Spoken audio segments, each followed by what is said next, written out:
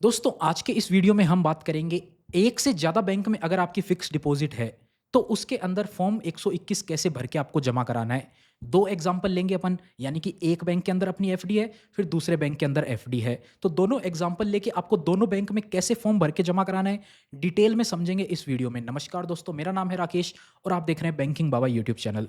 सबसे पहले बात कर लेते हैं फॉर्म 121 क्या होता है। अगर आप बैंक में एफडी करवाते हैं, वहां से आपको जो इंटरेस्ट इनकम हो रही है ना, अगर वो इंटरेस्ट इनकम एक लिमिट से ज़्यादा हो जाती है, वो लिमिट कितनी है? जनरल सिटीजन यानी कि 60 साल से कम उम्र वालों के लिए ये लिमिट है 50,000 की, और 60 से ऊपर उम्र जिसकी है उनके लिए ये लिमिट है 1 लाख की। अगर आपकी इंटरेस्ट इनकम इस लिमिट से ज़्यादा हो जाती है साल भर की, तो बैंक आपके इंटरेस्ट में से 10% का टीडीएस काटेगा। यानी कि आपका इंटरेस्ट लेट्स से एक बैंक से आ रहा है 70,000, तो बैंक आपका 10% 7,000 गवर्नमेंट को जमा करा देगा, आपको 63,000 रुपए का ही इंटरेस्ट देगा। इस इंटरेस्ट के टीडीएस से बचने के लिए आप अभी तक फॉर्म 15G और 15H भरवा सकते थे। 15H होता है सीनियर सिटीजन के लिए, जी होता है जनरल सिटीजन के लिए। लेकिन 1 अप्रैल 2026 से नए इनकम टैक्स के रूल आ गए हैं, जिसके चलते नया फॉर्म जारी कर दिया गया है, फॉर्म नंबर 121। अब आपको यही भरना होगा, दोनों के लिए कॉमन है। 15G हो चाहे 15H हो, सीनियर सिटीजन हो या जनरल सिटीजन हो, सबके लिए कॉमन फॉर्म है। एक बैंक के अंदर आपको हर साल अप्रैल के अंदर ये फॉर्म दे देना चाहिए। अगर आपकी एफडी है और इंटरेस्ट इनकम 50,000 से ज़्यादा है, या फिर सीनियर सिटीजन है तो 1 लाख से ज़्यादा है, तो ये आपको हर साल बैंक के अंदर जमा करवा देना चाहिए। जब भी आप बैंक के अंदर नई एफडी करवाएंगे, आपकी टोटल एस्टिमेटेड इनकम बढ़ जाएगी, जिसके चलते बैंक फिर से टीडीएस काटने लग जाएगा। इसीलिए जब भी नई एफडी करवाएं साल के बीच में, तो भी आपको ये फॉर्म भर देना है उसके साथ में ही। चलिए बात करते हैं कैसे आपको फॉर्म 121 भरना है अगर आपकी मल्टीपल बैंक में एफडी है। तो एग्जाम्पल को ध्यान से देखिएगा।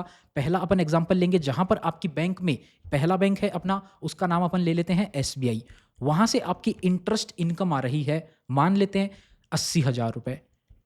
दूसरा बैंक है आपका पीएनबी, जहां से आपकी इंटरेस्ट इनकम आ रही है 1 लाख रुपए, और अपन ने माना है ये 60 साल से कम उम्र वालों के लिए। अगर आप एक सीनियर सिटीजन है तो वीडियो ऑलरेडी हमारे चैनल पे है मल्टीपल बैंक की, तो आप वो वीडियो जरूर से देखिएगा, बहुत ही बारीकी से डिटेल में एक्सप्लेन किया है। और इसके अलावा आपकी सैलरी इनकम भी है। सैलरी इनकम है आपकी टोटल, यहां से अपन मान लेते हैं 2,40,000 रुपए। टोटल इनकम कितनी हो गई आपकी? 240 और 1 लाख, 3,40,000 और 80,000। 3,40,000 और 80,000 आप जोड़ेंगे तो ये 4 लाख से ऊपर चला जाता है। तो ये अगर आपकी एस्टिमेटेड इनकम है ना, तो आप फॉर्म 121 नहीं भर सकते हैं। अगर आपकी एस्टिमेटेड इनकम 4 लाख रुपए से ऊपर गई, आप फॉर्म 121 नहीं भर सकते हैं। यहां पर एक गलत तरीका होता है कि आप अपनी सैलरी इनकम कम बता के कर सकते हैं, लेकिन वो गलत होता है, तो आपको ऐसा नहीं करना है। अपन मान लेते हैं आपकी सैलरी इनकम है 2 लाख रुपए। 2 लाख रुपए आपने माना, तो आपका टोटल इनकम कितना हुआ? 2, 3, 380। 380 हो गया। अब आप 121 भर सकते हो। अगर आपकी टोटल इनकम 4 लाख रुपए या उससे नीचे रहती है, तो ही आप ये फॉर्म भर सकते हो। अगर आप एक सीनियर सिटीजन हो तो आपके लिए ये लिमिट 4 की जगह 12 लाख की हो जाती है। तो यहां पर अगर आपकी 10 लाख रुपए सैलरी भी है ना, तो भी आप भर सकते हो ये फॉर्म। 10 लाख रुपए मतलब 10 लाख रुपए की पेंशन हो सकती है, कहीं और से इनकम हो सकती है। Total income 12 lakh senior citizen के लिए वैलिड है। अब बात करते हैं इसको कैसे भरना है। पहले अपन बात करते हैं एसबीआई में अपन जा रहे हैं। एसबीआई का 80,000 इंटरेस्ट है, तो एसबीआई के लिए बात करेंगे कैसे आपको ये फॉर्म भरना है। नाम अपना नाम डालना है, एड्रेस में अपना एड्रेस डालना है, परमानेंट अकाउंट नंबर में अपना पेन नंबर डालना है, स्टेटस में आपको इंडिविजुअल लिख देना है। इंडिविजुअल आपने लिख दिया। रेजिडेंशियल स्टेटस में आपको रेजिडेंट लिख देना है। ये रेजिडेंट देख रहे हैं, ये लिख देना है। अगर आप रेजिडेंट नहीं हैं तो आप ये फॉर्म नहीं भर सकते। रेजिडेंट हैं तो अगर आप 60 से अधिक हैं तो यस करना है, 60 से अधिक नहीं है तो अपने को नो कर देना है। ईमेल आईडी में अपना ईमेल आईडी, कंट्री कोड में +91, यहाँ पर अपना मोबाइल नंबर लिख देना है। टैक्स ईयर में 2026 और 27 लिख देना है। ये हो गया 8 पॉइंट। दोनों बैंक में ये 8 पॉइंट सेम है। एफडी इंटरेस्ट लिख देना है। नेचर ऑफ इनकम में एफडी इंटरेस्ट, ये पॉइंट सेम था। अब देखिए 10वां पॉइंट, ये अलग है। यहां से एस्टिमेटेड इनकम कितने के लिए ये आप ये डिक्लेरेशन भर रहे हैं। एसबीआई से अपनी इंटरेस्ट इनकम कितनी है? 80,000, तो 80,000 के लिए अपन ये डिक्लेरेशन भर रहे हैं। यहां पे आपको 80,000 लिख देना है। पहले बैंक की बात कर रहे हैं। अब आगे पॉइंट में क्या आता है? Detail of form 121। इससे पहले क्या अपन ने फॉर्म 121 भरा है? अभी तक नहीं भरा। अपन पहले बैंक में जा रहे हैं तो नो है। 11वें पॉइंट में नो आ गया ना, तो ये दोनों पॉइंट एम्प्टी हो जाएँगे क्योंकि 11 ए, 11 बी येस होएगा तो ही आएगा। तो यहाँ पर आपको नॉट एप्लीकेबल लिख सकते हो या फिर आप डैश लगा सकते हो, जो आपका मर्ज़ी करे। 12 नंबर पॉइंट में aggregate amount of income for which declaration is made.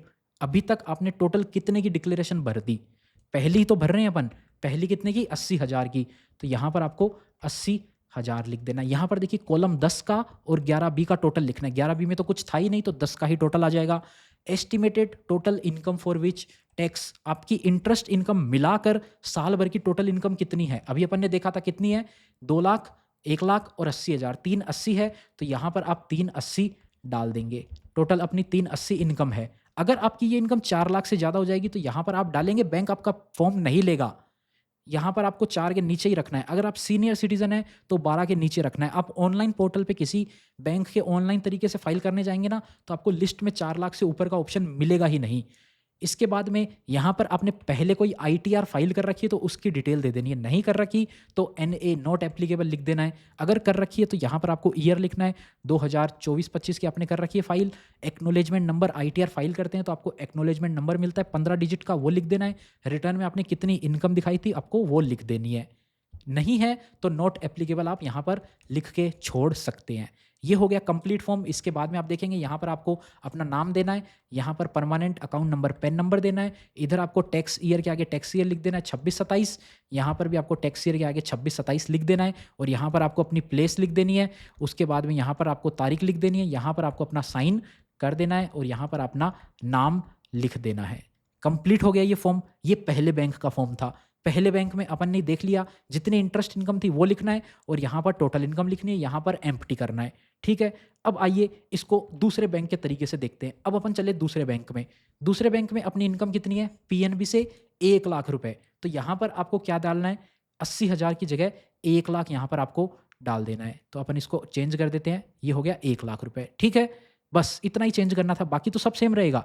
उसके बाद में देखिए डिटेल ऑफ फॉर्म 121, क्या इससे पहले अपन ने अभी तक 121 भरा है?